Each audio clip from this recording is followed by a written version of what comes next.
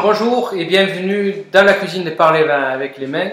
Dans la série des vins rares et bizarres, nous sommes allés du côté de Pézenas aujourd'hui pour vous.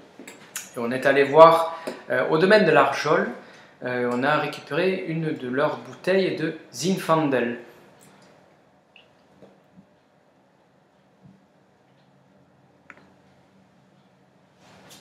Alors le Zinfandel, c'est un cépage d'origine croate, un très vieux cépage, qui a fait un carton en Californie pendant longtemps.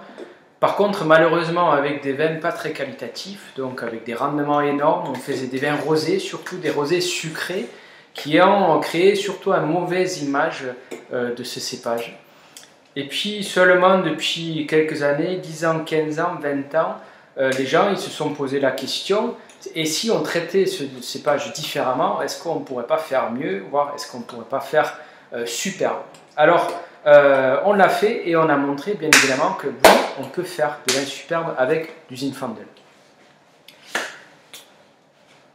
Alors, pourquoi rare et bizarre ce vin? Parce que 7 hectares de Zinfandel qui a été planté sur les terroirs du domaine de l'Arjol, c'est encore aujourd'hui le seul hectare de Zinfandel planté en France.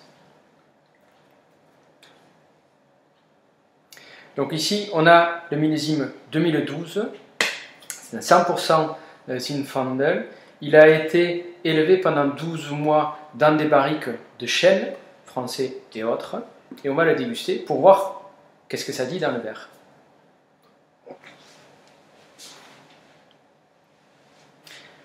Donc c'est un vin qui a plutôt une couleur soutenue, sombre, presque noire, un nez très intense avec des fruits très mûrs, des pruneaux, des mûrs, mais aussi beaucoup d'épices. Quasiment ça sent le pin d'épices, un peu de poivre, un peu de bois de cèdre, un peu de girofle, donc très mûr, fruité et très épicé. En bouche, c'est un vin qui a aussi beaucoup de puissance, qui a pas mal de tanins, des tanins qui s'accrochent encore un peu, donc sur des tanins plutôt jeunes.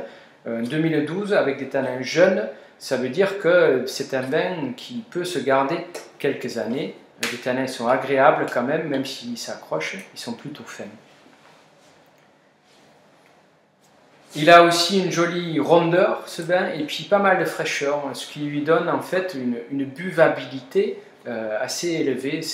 Malgré sa puissance, on a envie de le boire. Il passe très bien, il passe tout seul. Donc c'est un vin de repas par sa puissance. Qu'est-ce qu'on va faire avec? On va donc soit pouvoir le garder encore quelques années si on veut, ou le mettre à table déjà aujourd'hui sur des plats quand même plutôt costauds aussi, qui ont une certaine réponse au vin.